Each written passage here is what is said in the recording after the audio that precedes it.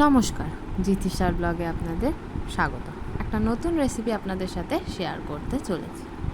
যার জন্য লাগছে মটর ডাল বাটা, আলু কেটে নিয়েছি, ঝিঙে কেটে নিয়েছি, পেঁয়াজ কুচি, কাঁচা লঙ্কা চেরা, আর এখানে রয়েছে আদা, কাঁচা লঙ্কা, রসুনের পেস্ট।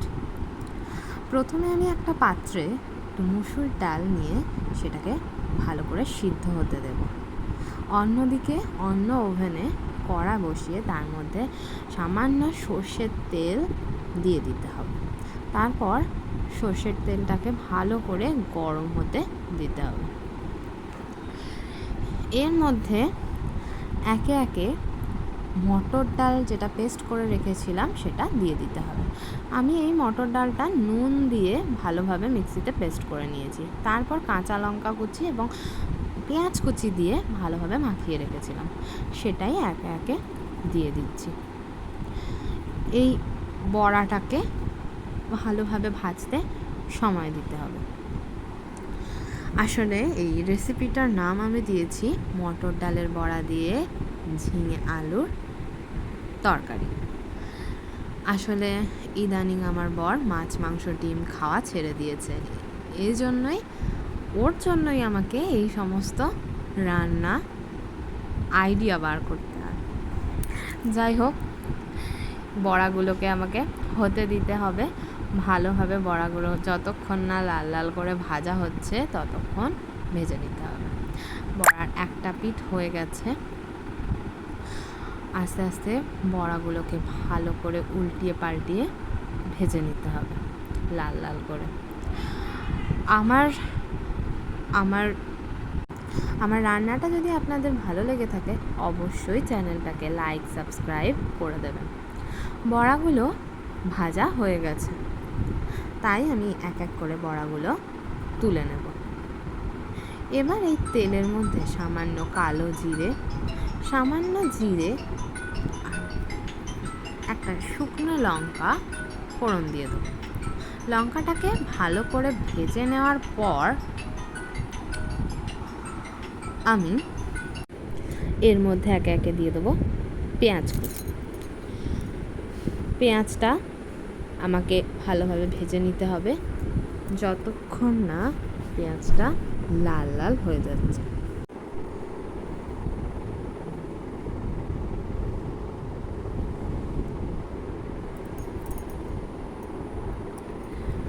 পেঁয়াজটা ভাজা হয়ে গেছে,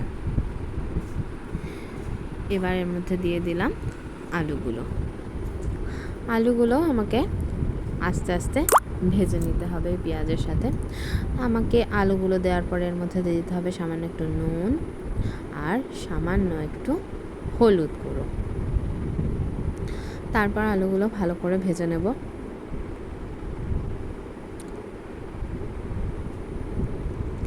আলুগুলো ভাজা হচ্ছে,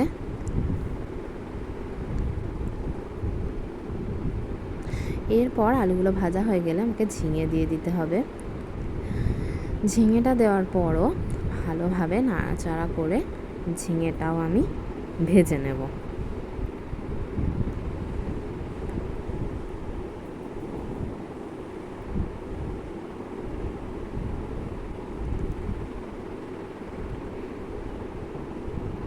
রান্নাটা ভালো লেগে থাকলে অবশ্যই লাইক, সাবস্ক্রাইব করতে ভুলবেন না।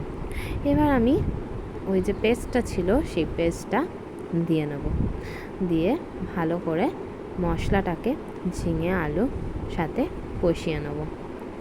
তারপর দিয়ে দেবো সামান্য একটু হলুদ, সামান্য একটু লঙ্কার গুঁড়ো, হাফ চা চামচের মতো ধনে গুঁড়ো, আর হাফ চা চামচের মতো জিরে গুঁড়ো।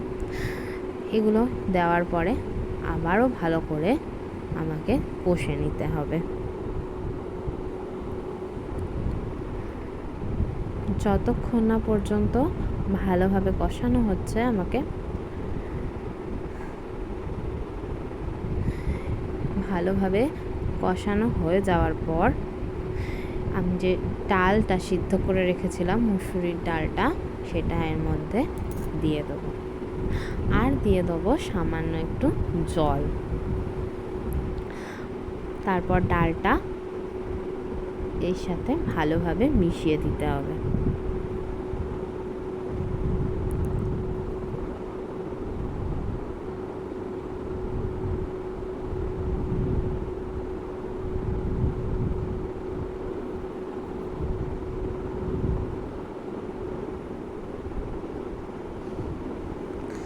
ভালোভাবে মেশানো হয়ে গেলে এর মধ্যে পরিমাণ মতো নুন আর পরিমাণ মতো যে যেমন মিষ্টি খেতে চাও সেরকম একটু মিষ্টি দিয়ে দিতে হবে। তারপর আমি এটাকে কাঁচা লঙ্কা চেরা যদি চাও তো দিতে পারো। তারপর আমি এটাকে ভালোভাবে ঢেকে দেবো যতক্ষণ না আলুটা সিদ্ধ হচ্ছে।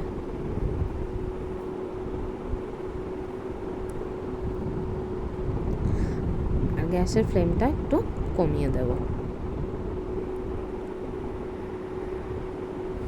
5 মিনিটের মতো রেখে দেখে নেবো আলুটা সিদ্ধ হয়েছে কিনা।